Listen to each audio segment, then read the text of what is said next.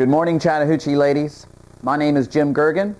I'm the new teaching professional in the Chattahoochee Golf Shop, and I wanted to take a minute to introduce myself with a couple of tips that will hopefully add power to your game.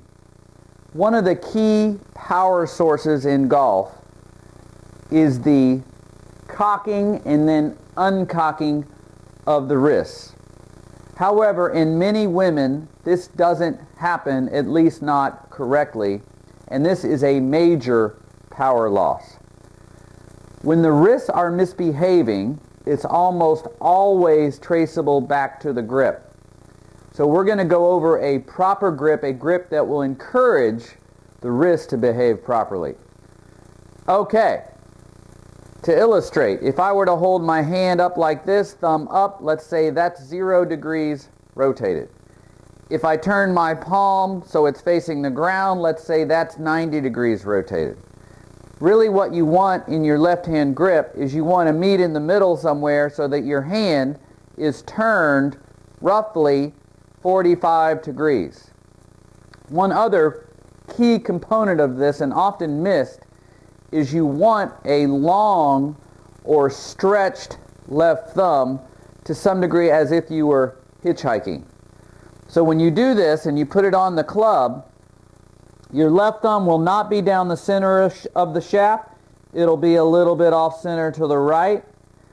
So your left thumb will be over there at about 1 or 130 on the grip, and then we want to lengthen or extend your left thumb down the shaft. Try to have the whole part of your thumb from base to thumbnail on the club. When you stick your right hand on, we want a short right hand grip. Now what I mean by that is we don't want your hands separated so that they're taking up the whole grip. We're going to put the top part of your thumb right in the groove of the right hand, just like a hot dog in a bun. We're going to clamp down on the grip so that there's no air pockets in there. And your right thumb will be at about 12 o'clock or 11:30 on the grip. That grip will really encourage proper wrist action. Now, another very common tendency I see in a lot of ladies, I think in an effort to create some power, is the hips are tending to slide or sway to the right in the backswing, and really what we need to do is turn to create power. So, I've got a row of balls here. I'm going to stick that row of balls about 2 inches inside or closer to the target than my right shoe. When I set up, my right hip is basically right over my right shoe. Again, what many women are doing is they're shifting the hips to the right. So at the top of the swing, the right hip or pocket is outside the shoe or over the shoe. In a proper, powerful pivot, the right pocket is actually turning gently towards the middle of the stance. So at the top of the swing, the right pocket, which is over my right shoe at address,